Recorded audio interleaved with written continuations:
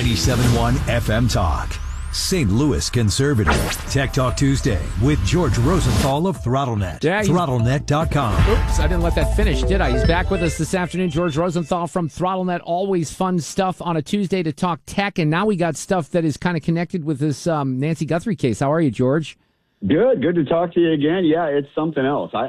There's so many facets to this case that even from a non-tech standpoint, all the different people I've talked to have a different take all of their own. It's amazing how this one case has probably 10 different views of what's really going on. Well, and maybe we're going to finally get, this is what would have been frustrating. I started to get legitimately worried that we weren't going to get any answers in this and that this mystery was going to, linger. But I do think we're going to get some answers relatively quickly. One of the main questions I just asked one of our guests this question. Why do you have a theory on why it took so long for this video to come out?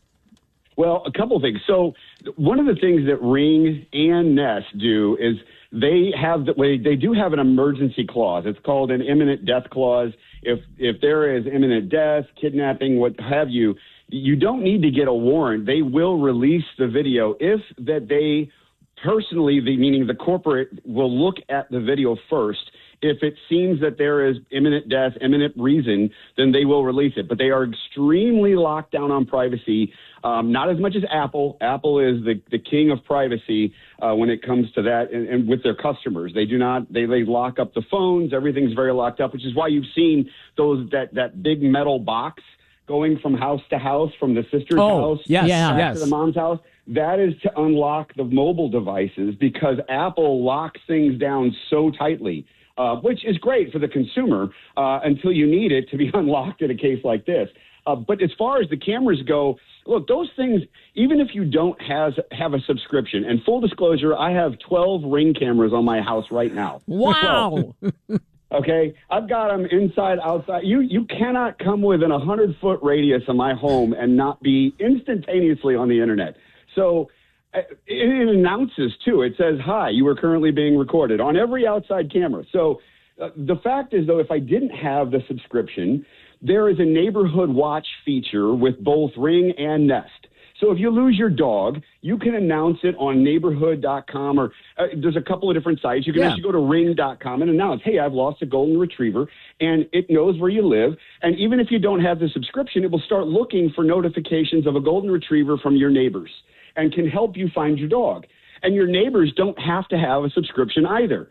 So it's always, and I believe I heard your previous guest mention, and this is very true, it is a sensor first and a camera second. Right. So it's going to, no matter what, whether you're paying the $5 or $20 for long-term storage, it's sensing everything that's going on around your house, and it's saving it on their servers in the cloud for, it could be up to 30 days. So the reason it took some time, yes, they probably had to get a warrant. They may have locked, Nest may have, Google may have said, we need a warrant to release this footage. Or it could have been Google said, look, we'll get it to you, but we have to go back deep into our data to try and find any type of saved data, because this was, 10 days ago? Mm-hmm. So if she didn't have a subscription, they may have had to have dig to find this video and then piece it together. A lot of times it's not just one video. They may have had a series of still photos that they pieced together into a video. So it's a lot of different facets as to what could have happened if you don't have a subscription on those cloud cameras. It's very important that you do, though. But you don't need it if you just want to turn it into a monitor and use your phone or tablet to look at your cameras through your Wi-Fi. That's not a problem. But I would definitely recommend doing at least a minimum subscription if you're going to install one of those cameras on your house. So let me take you back to that technology that you just referred to, the unlocking technology. What is that called, and then how does that work? Because I'd never heard about that before. It's a good question.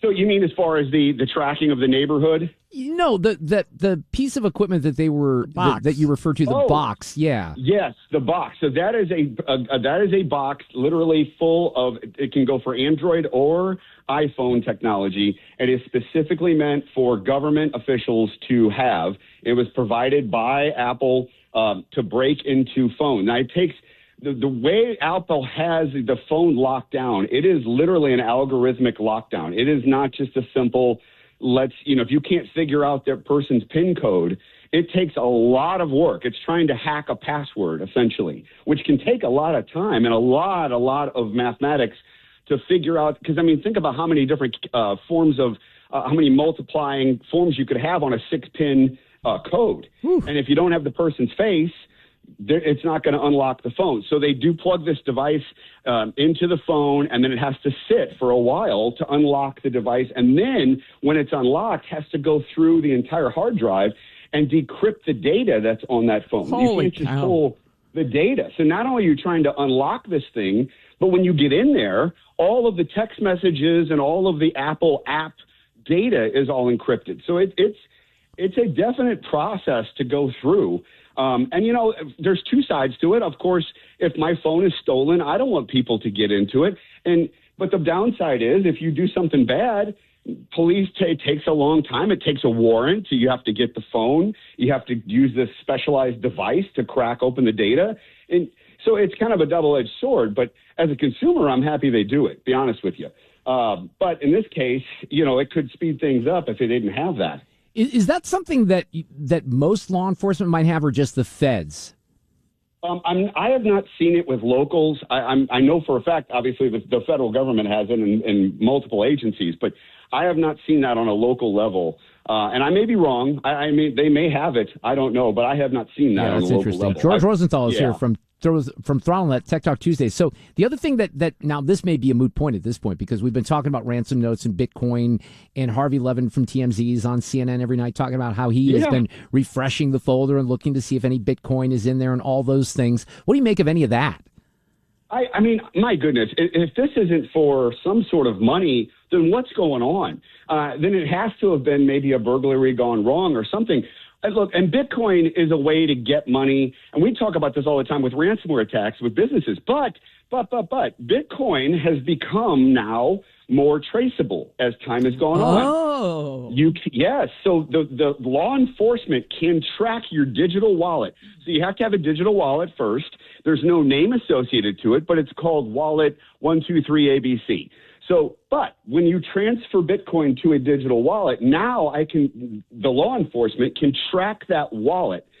And when they do know the name of that wallet becomes radioactive. It might as well be a nuclear bomb, because as soon as you pull any type of Bitcoin or cash out of that digital wallet, everybody knows where it went. Now, the actual money, the actual Bitcoin cannot be traced, but the wallet can. And when a transaction happens, that's why it can be traced. Now, the immediate question is, well, then why are the bad guys using Bitcoin to steal if it can be traced? Well, what they're doing is they're using mixers.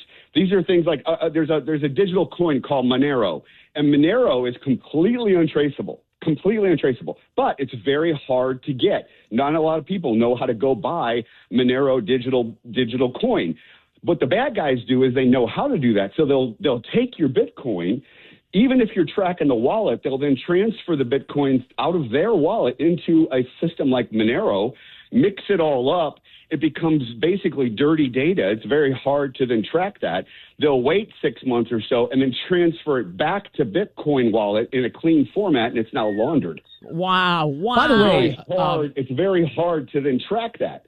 So that's because the immediate question was, well, if they can trace Bitcoin, then why are the bad guys using it to hold everybody ransom? It's because Bitcoin's easy to buy, it's easy to sell, and it's easy to turn into cash. The problem is it's traceable. So they're using mixers, these mixers and tumblers, basically, to launder the money and make it hard for law enforcement to track it and trace it down. By the way, I had $100 worth of Bitcoin. Now I have $64.80 worth of Bitcoin. Bitcoin's not rocking like the stock market right now, I must say. That's way down. Not. It is way down, which is why I never treated it as a long-term financial investment. There is so much volatility in it. It is if you're depending on that for your retirement, then you had better been mining Bitcoin for the last 15 years, because if you're going to start putting it in now and thinking it's going to 200,000, that's a heck of a gamble. It may, I don't know, it may, but that's a heck of a gamble. So I don't put all your eggs into digital coin just yet. Yeah, absolutely. Well, we kind of, had to call an audible here today because of all the stuff that's making national news. I didn't know if there was anything else that was on your radar that you wanted to share here on this Tuesday afternoon. Oh my gosh! Well, as far as AI goes, I think it's fascinating. When I heard your previous guest say that people are using AI to use this masked guy's face, his face, obviously he has a ski mask on. But doesn't that fascinate you that we can use AI, upload a masked man's face, and AI will generate what it thinks the guy looks like based on his eyes and the distance between his nose and his mouth? I mean, we are in a completely different level of technology and world that we're living in right now. I don't understand personally how anybody can think about committing a crime and not understand that there's an eyeball everywhere looking at you. Right. I don't get that. Right. But for the last 10 days, we're like, wait a second. You're We've right. said that 100 million times. And then for the last 10 days now, in the end, I guess maybe we're going to be right about this because the technology was there. And then as Morgan and you indicated, now you can say, okay, that was the clothing, right? So now we got him at the convenience store. Now we got him at the gas station or whatever. So this is probably going to, certainly expedite this crime being solved. At least we hope so. But yeah, it's nuts out there. It absolutely is. It's so crazy. And when you throw RFID tags that are going to be now into clothing as we go into the future, the near future, there'll be RFID tags in everything. When you walk into a convenience store, the door frame will identify the different RFID tags that walk in, and they'll be able to trace all this stuff down. As we get into the next 10, 15 years, I don't see how crime is even going to be coming through most people's brain. I don't understand it because it's going to be so tracked and so traced with everything from AI, RFID tags, magnetic, cameras everywhere. I just don't understand how people can still think that they're going to get away with stuff like this.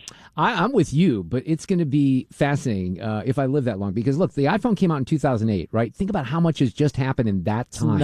It's nuts. Oh, my gosh. Yeah. It's unbelievable. Yes. Yeah, it really it's a different planet from 2008. Great stuff. George Rosenthal. Check out throttlenet.com/971 if you want a free IT baseline security check. Great stuff here this afternoon, George. We'll do it again next Tuesday. Thank you so much.